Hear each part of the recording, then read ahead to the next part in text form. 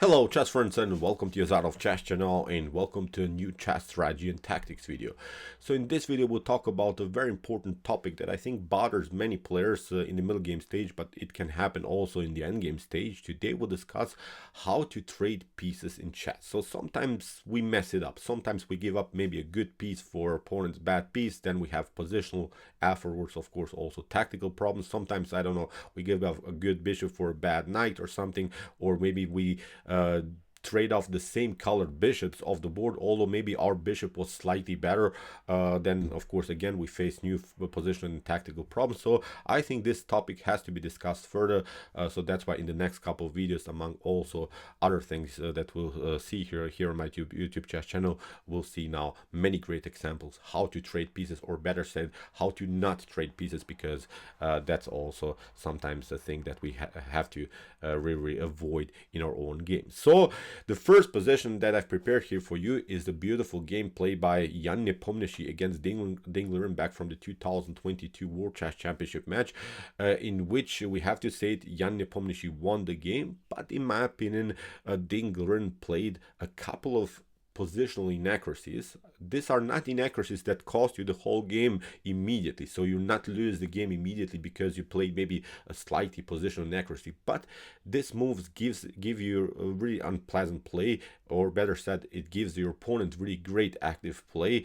because you didn't trade off the pieces in a good way. So that's why, as I said, this is now first example, and here in the last move Jan Nepomniachtchi played this knight positional maneuver of the knight to f1 with the intention, with the clear intention, I think, to play the move knight to e3 and then further occupy the d5 square and maybe also the weak f5 square. We have to say it, the d5 square is our main weakness here from black's perspective in the position, and the bad part is that you cannot compete with your pawns against the d5 weakness because you have already advanced your pawns to e5 and c5. So my question for you here is, and please pause the video and try to solve the positional problems for yourself first at home, then we'll discuss more about this position. But of course, just for fun, what would you do now in this particular position with the black pieces? So take your time, think about this position a little bit more, and then we'll solve this positional problems then afterwards together.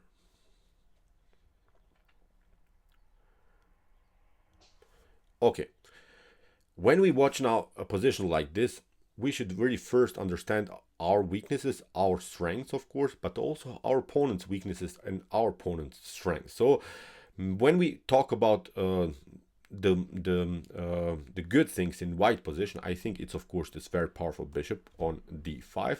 It's of course the very powerful knight's ability to jump on d5 and f5. As we said, the knights are very coordinated here, and of course white doesn't have the weakness here in the position like we have here with the square d5.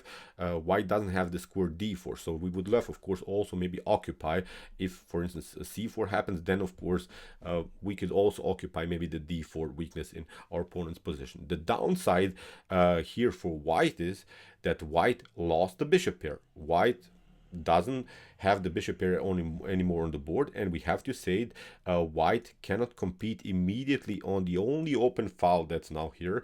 It's now the open a file, so you can compete, but it's a long run, I think, in order to make that happen. So far you will not obviously compete with your queen on the a file, but in order to include the rook into the game on the a file, it will be, I think, really long run. It will be a tough quest for you to somehow compete on the a file. So that's, I think, the good and bad parts here in white's position. When it comes to positional understanding of black's position, I think we have to say it, first of all, the bad thing about black's position is now this pawn structure d6 c5 e5, which leaves, as we said, white here this opportunity to occupy the weak d5 square, so we cannot compete against this d5 attack by pushing maybe to pawn to e6 or c6. This is not going to happen anymore because we have advanced the pawns too much here. And also when we have this kind of a pawn structure, this weak pawn complex here, d6 e5 c5, this complex makes our bishop really bad, because the bishop on b6 or maybe bishop on f6 would be still paralyzed and blocked out by its own pawn structure, which is not good. So we have to say it, our bishop on d8 is not a good piece. So we would really, when it comes to potential trades of pieces, we would love to trade it off for maybe any of your opponent's pieces. We would maybe trade it off for one of these knights for sure, because this bishop has really a tough time to get back into the game. But what we should not do when it comes to potential trades of pieces, we should not give up our light square bishop for our opponent's light square bishop. Our light square bishop is at least competing for the d5 square, and still, in the long run, our bishop pair should be our main strength. So that's why maybe in some occasions we should even keep somehow the bishops on the board. But in order to make that happen, we have to play now really sort of great positional moves. So as we said, our main strength is still this a-file attack, the bishop pair that we have. But if necessary, as I said, we will trade it off, maybe the bishop for a knight, and go into a simplified endgame. But what Dane Gleren did here, he played knight to e7. In my opinion, this is not a huge mistake. This is not a mistake that loses the game for black immediately. But this move allows here Jan Nepomniachtchi to trade off the bishops immediately after queen to b7. As we said, the bishop in d8 is not a good piece. So basically you traded off a good piece also for opponent's good piece, but now you just are left with a bad piece on d8 here, the bishop on d8. And of course, okay, maybe the knight has opportunities here to somehow get back into the game, but even the potential d5 breakthrough that you maybe could try is not possible because your e5 pawn is then weak. In the game, knight to e3 played by Nepo. Look at this, he's still pressuring the d5 score. In the next couple of moves he can play c4 and have a really great setup here around the square d5. So instead of this move knight to e7, I think that the better move would have been here the move bishop to c8 and keeping the bishop pair on the board. This is the way they go. This is, in my opinion, a great position move that maybe Dane Gleren missed here, keeping the bishop pair on the board. But also we have now still our strength on the a-file, and now I think our realistic, really great strategy could have been something like g6, king to g7, and f5. And now pushing with both of our bishops here towards the king side, and now we could have really active play, because when you have the bishop pair like black is here, then you want to of course create dynamics. You don't want to have really a static position, really blocked out position. Now g6 f5 is our main goal. For instance, white will probably continue the game like this, knight to e3. Now we get rook to a6. We want to get out of this attack of the light square bishop, and now after potential knight to f5, I think the positional problems are solved here after potential knight to e7. Look at this. Now we get out of this bishop. The bishop is not so dangerous anymore on this side of the board. It's still dangerous on this side of the board, but the activity of the bishop on d5 is suddenly splashed.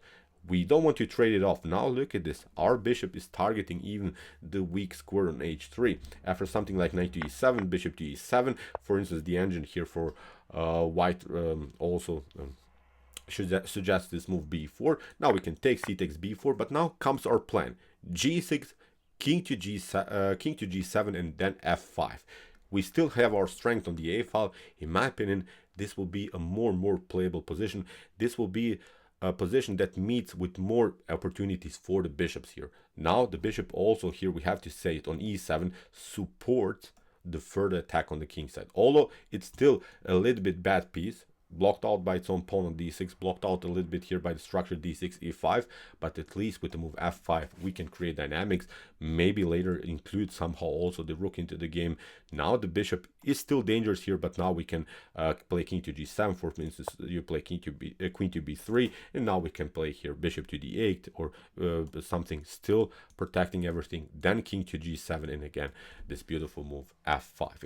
In my opinion, this will be a simply playable position, or more playable position here for Dane Gleren. So in my opinion, after move knight to f1 that here Nepo played, bishop to c8 would be simply the brilliant idea. I hope you could have seen this move. As we said in the game between Nepo and Ding played knight to e7. But look at this, bishop to b7, queen to b7, knight to e3, bishop to b6. Look at this, the bishop is still not so good. It has really a tough time to get back into the game. Now Nepo continue with h5, queen to c6, h4, h5 here. Look at this, keeping all of the pawns on light squares. So really not the best position here for the dark square bishop. So this was now our first example. Let's see now another example. Here we have a beautiful game between Henry and Edward Bird against Daniel Mills. Here in this particular position, black castled. And again, pause the video. Try to see now here the best continuation for white. First of all, again, understand our main strengths in this position. Try to understand our main goals, our main opportunities. Try to also understand our weaknesses in the position. So what would you do now here in this particular position with the white pieces? I'm not saying, again, this is winning or something, but we have to really trade the pieces in a good way in order to keep our activity in the game. So what would you do here?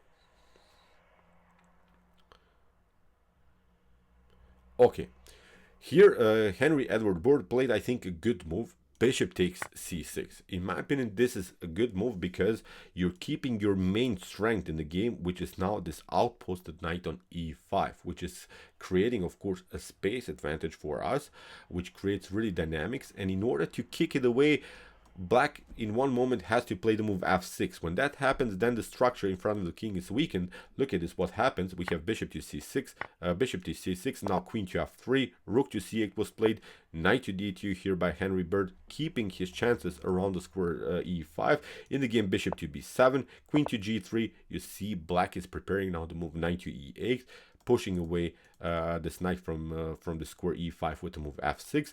Now here Henry Bird simply played knight to f3, and now comes this move f6. So now, as we said, when we get attacked like this, the first thing that we consider maybe is a sacrifice or something, or maybe a tactical shot. Knight to g6 comes to our mind, but it's of course not possible. You don't have further support, so that's why a knight to g4 was played, and now king to h8 here, queen to h3. Very nice move here. Look at this, how suddenly we're creating dynamics because of the beautiful knight activity. All of this is an open position, all of this is dynamic position, and it's a perfect position for the bishop here. But now our knights are active, and that was all possible because of the initial trades of pieces on c6, giving up the bishop for a knight. Now in the game, bishop to d6 was played, and now maybe again try to solve this positional problems and tactical problems. Now what would you do now here in with the white pieces? Here it's almost like white moves and wins the game. What's your next move here?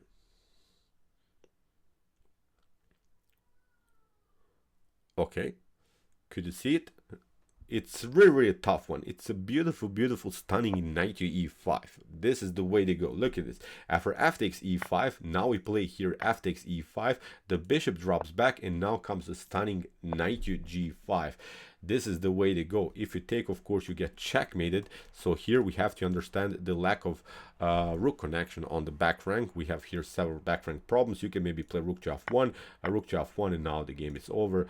You have to play something like h6, and now we have here knight to e6 or knight to f7 are simply winning the game. So this is not a good position here for black anymore. So you could play after move here, instead of this move f takes e5, you could play, of course, bishop to e5, but the same position happens, bishop to e5, and the game should be over here for black. So you see many tactical problems black faced here because of this knight dance in front of black's king. But the initial important move, I think, was this one, bishop to c6. Still, I'm not pointing this out that this is completely winning or something for white, because the engine gives here really equal chances. But we have to understand our strength. I think the main strength that we have here is the powerful outposted knight. When we have a knight like this, then you play around this knight. We want to simply push it somehow around this knight in the game. As we said, bishop to c6, queen to f3, getting this other knight, getting the queen more active, knight to f3. Still, we're protecting our e5 square, f6, knight to g4, queen to h3. Keeps the dynamic. e6 is weak, also h7 is weak. It's simply, in my opinion, here a good tactical game here for white. So let's see now our third example. Here it's a beautiful gameplay by Efim Geller against Tigran Petrosyan. So it's really a beautiful game from the last century. Amazing tactical game. In the last move here, Tigran Petrosyan played the move f takes e5, creating very important pawn structure that has to be recognized here. So again, pause the video and try to see now here the best move for white. So it comes also with the idea of a potential good trades of pieces here for white.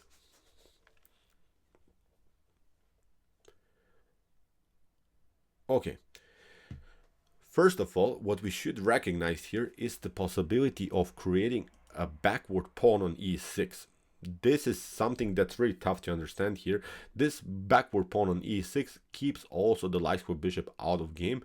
Also on this diagonal, it's very tough to include then the light square bishop into the game. So the bishop on c8 would be then a little bit paralyzed again by its own pawn. Like in this previous example played by Nepo and Ding, in which Ding had this bishop on d8, which was really bad on dark squares. Now we have a huge problem on light squares for the light square bishop. So here, in order to keep this structure like this, we don't want to take, of course, knight to e5, knight to e5, d takes e5, creates now a blocked out pawn structure in the center of the board.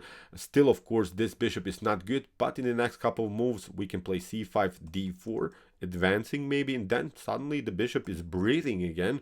This would be a playable position then for black. Maybe play fianchetto, g6, knight to f5, bishop to g7, queenside castling, kingside castling. So black will find his way into the game for sure. All the same thing happens, I think, with the move d takes e5. Then first maybe a6, preventing bishop to b5, and black should be solid here. Black maybe can play a6, knight to a7, again c5, bishop to b7, d4, and again black is rolling here. So after move f takes e5, Efim Geller played a beautiful move. I hope you could have seen this move, bishop to b5 first, because if you play now, of course, here is something like e takes d4, then of course knight to d4 happens. We have here the tensions, and also knight to e5 is immediately a possibility. You cannot really step back here. Queen to h5 is going to happen also. Rook is active here on the e file, so it's a devastating, it's a destructive game here for black. So after move bishop to b5, you see knight to e5 is, as we said, not good. Bishop to b5 is creating more opportunities here for white. In the game, Tigran Peterson played now the move knight to g6, but now after move knight takes e5, knight takes e5, rook to e5. Look at this, we're keeping now still the structure here, the backward pawn on e6, and now look at this, there's nothing that can be done. Even if you play bishop to d6, then there is this tactic, rook to e6, queen to e6, bishop to c6. So in the game, after rook to e5, a6 was played, and now my question is, what would you do here? What would be your continuation?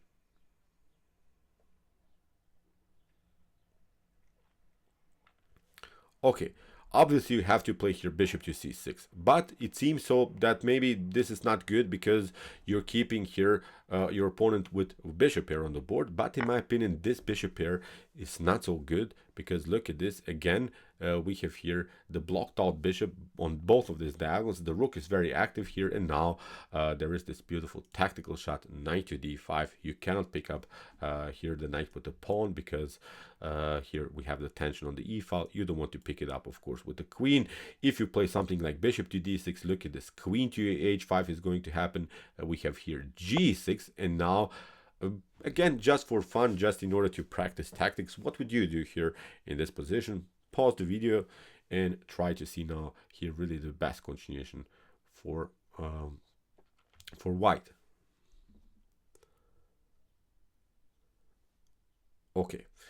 Here, the accurate move would have been maybe queen to f3, because after something like bishop to e5, then we have this stunning knight to f6, check, and now we pick up the queen on c6. So in the game, after move knight to d5 and the bishop to d7 was played, so bishop to g6, bishop to d6, pardon me, wasn't here Tigran Peterson's continuation, and now bishop to g5, keeping the tension here, not allowing black to escape. Bishop to d6 was played, now again queen to h5, and now queen to f3, again the same tactic, king to g8, and now rook to e6, again a beautiful stunning move here by Efim Geller. After a couple more moves, black lost the game, white won with brilliant play. So as I said, here we have to really understand also the potential bad things about the light square bishop in the beginning of this tactical sequence. Let's go back. So with this move bishop to b5, we are announcing this move knight to e5, keeping this backward pawn on e6, which is a structural weakness, which is causing here some damage positionally, of course, in black's position on both of these diagonals. So that's why the potential trade for a bishop for a knight was here a beautiful masterclass move here by Efim Geller, and he won the game very easily. So as I said, these are now our first three examples. We'll do this stuff more. I think it's a very important topic. We have to understand structures. We have to understand our main strengths, our main weaknesses, because in every position there is a weakness, there is a strength. So we should really have both of them fixed somehow. And in my opinion, this is really one of the most important topics in chess middle game. So, okay, I hope that you enjoyed the study. Interesting ideas of the middle game stage for sure. If you want to know more about chess strategy and tactics, check out our basics in chess series and also our Become a Master in Chess series. Here are the links of our very important playlist here on my YouTube chess channel. And if you like this content, don't forget to subscribe to my channel. See you soon with some more videos, and what to say, chess is the best, of course.